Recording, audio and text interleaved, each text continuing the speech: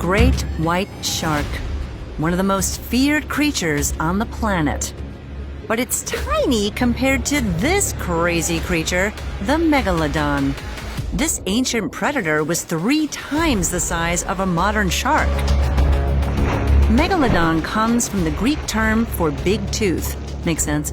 And it definitely lives up to its name with teeth as large as 18 centimeters in length.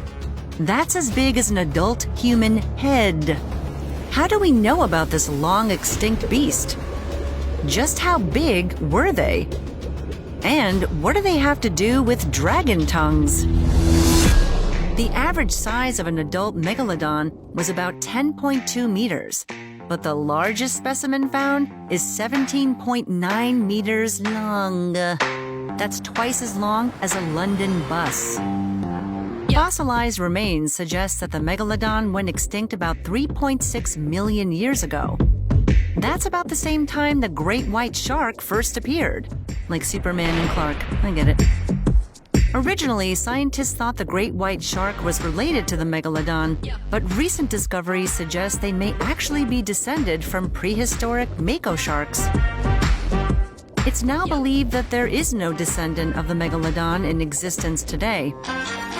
As the largest creature in the ocean, the megalodon was an apex predator.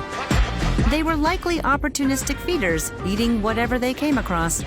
Their food could include dolphins, seals, and whales. And these 75-ton behemoths needed a lot of food. It's believed they ate about 1,130 kilograms every day.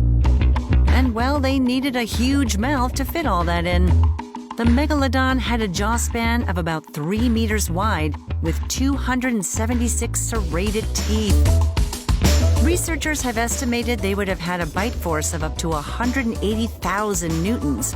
That's at least 3 times stronger than a Tyrannosaurus rex, allegedly.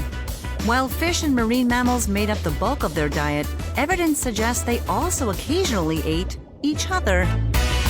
Scientists theorize that unborn babies would even eat other embryos while still in utero. This would allow each baby to be as large as 2 meters when born. If they did make it out of their mother alive, a megalodon had a skeleton made mostly of cartilage. This meant it could stay afloat easier and swim long distances without getting tired. The downside for researchers is there's not much in the way of fossils to study. In a few rare circumstances, the cartilage mineralized, leaving behind a few precious examples of megalodon vertebrae. Their teeth, however, have survived the millennia and have taught us a lot about this massive beast. Unlike humans, who only shed and grow new teeth once, this megashark would shed and replace its teeth throughout its life. It's these teeth that have become the main component of our modern knowledge of the megalodon. But before it was realized that these teeth were from a prehistoric megashark, people believed they were actually the tips of dragon tongues. Well, why wouldn't you think that? People would collect them for good luck, and some believed they even had medicinal properties. Megalodon teeth have been found around the world, with the exception of the Antarctic.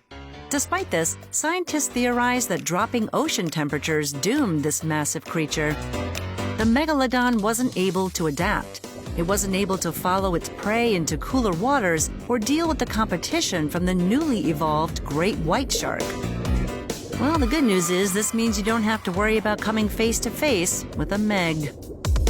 But if you're still concerned about other sharks you might come across while swimming, we can tell you all about which ones you want to avoid on another episode.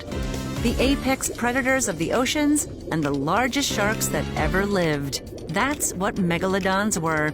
And that's why they're crazy creatures.